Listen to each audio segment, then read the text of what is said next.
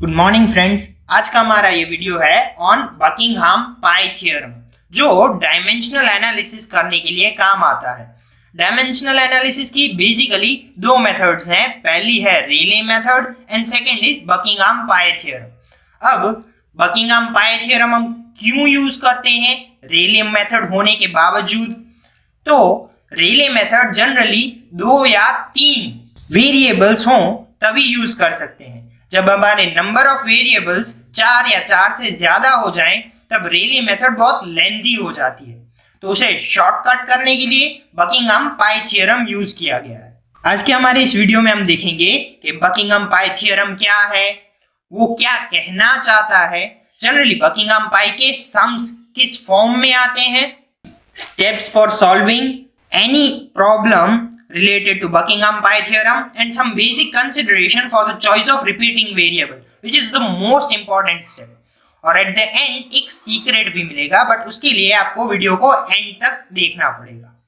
Starting with the definition, what it says is if there are n variables, both independent and dependent variables in a physical phenomenon, and if these variables contains m fundamental dimensions, MLT, mass, length, time, basic dimensions, then the variables are arranged into n minus m dimensionless terms.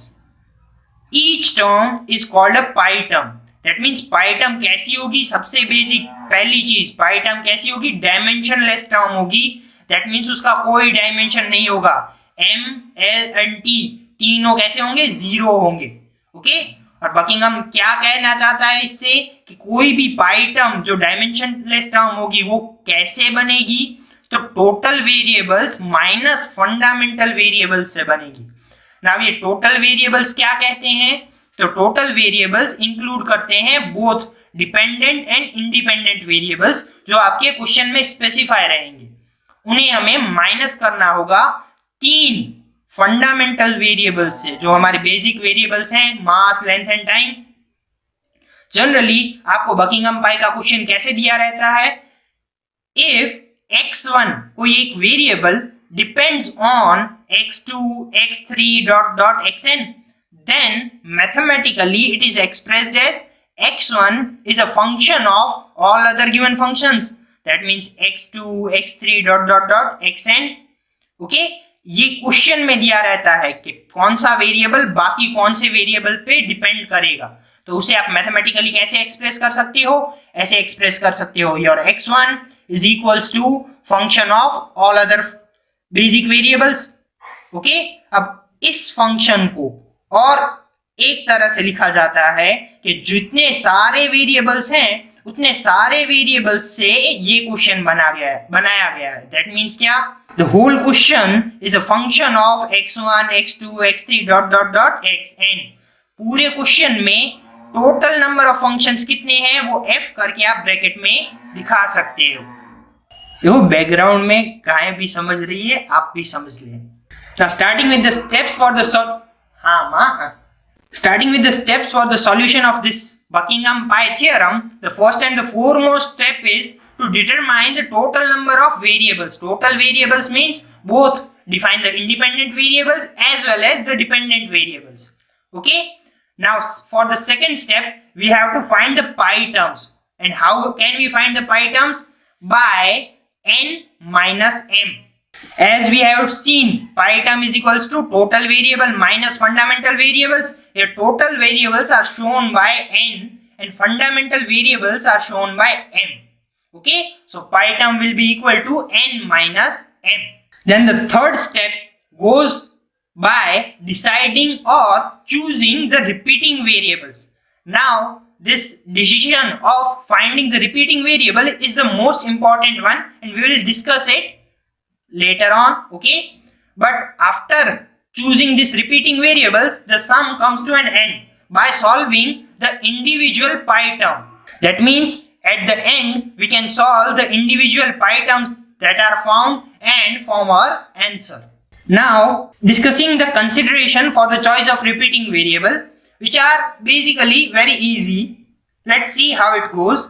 First step is और first consideration is as far as possible the dependent variable should not be selected as repeating variables. okay, so पहले step में क्या होगा, सबसे पहला जो dependent variable था उसे हमें रिपीटिंग वेरिएबल में नहीं लेना है।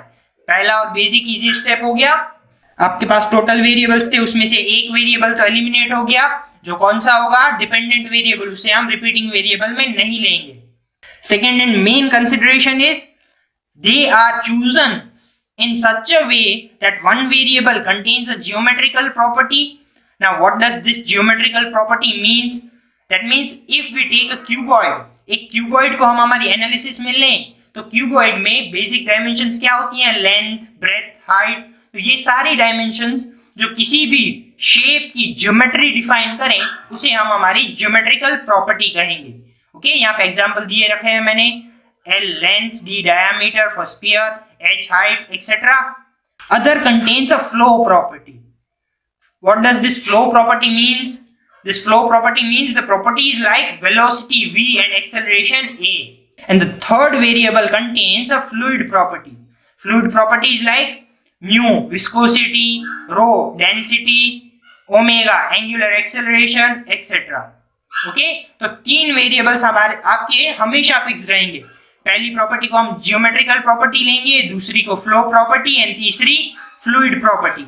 इसके बाद तीसरा कंसीडरेशन देखें तो तीसरा कंसीडरेशन क्या कहता है कि repeating variables selected should not form a dimensionless group. That means वो अल्टीमेटली डायमेंशनलेस ग्रुप फॉर्म नहीं करना चाहिए। दैट मींस हमारा m, l, t ये तीनों जीरो नहीं होना चाहिए। और fourth and last consideration is no two repeating variables should have the same dimensions. That means same dimension वाले वेरिएबल्स को भी आप रिपीटिंग वेरिएबल्स में इंक्लूड नहीं कर सकते। ओके, तो ये चार बिल्कुल इजी और बेसिक कंसिडरेशंस हो गए फॉर चूजिंग रिपीटिंग वेरिएबल्स। उसके बाद तो आप पाई टर्म सॉल्व कर लोगे। देखो मैंने पहले के स्टेप्स में क्या दिखाया था, टोटल वेरिएबल्स कैसे होते हैं वो मैंने पीछे दिखाया। पाई टर्म्स हम कैसे फाइंड करते हैं n-m से, वो भी हमने देखा। डिसाइड और चूज द रिपीटिंग वेरिएबल, उसके भी कंसिडरेशंस देखे। और ये चौथा और last step solution of individual variables, इसके लिए आपको मेरे नेक्स्ट वीडियो का वेट करना पड़ेगा जिसमें मैं एग्जांपल के साथ वो सॉल्व करके दिखाऊंगा। और अब लास्ट में मेरा वो सीक्रेट की बात करूं तो वो सीक्रेट क्या है, तो ये जो रिपीटिंग वेरिएबल्स हैं वो generally in most of the sums ये चारों में से ही लिए जाते हैं। कौन से चार, ये चार, dv row, lv row, lv mu and dv mu. That means आपकी पहली ज्योमेट्रिकल प्रॉपर्टी में या तो l होगा या तो d होगा। सेकेंड फ्लो प्रॉपर्टी में जनरली v वेलोसिटी को ही लिया जाता है। और लास्ट थर्ड फ्लूइड प्रॉपर्टी में या तो रो को लिया जाता है, रो मींस डेंसिटी, या तो म्यू को लिया जाता है, mu means viscosity. That means आपको कौन से वेरिएबल्स की फंडामेंटल बेसिक टर्म्स याद रखनी है, तो ये 6 वेरिएबल्स की फंडामेंटल बेसिक टर्म्स MLT याद रख ही लेना। So that's all for the day. अब यहां तक वीडियो देख ही लिया है तो सब्सक्राइब बटन पे क्लिक करके लाइक भी देते जाना। Thank you.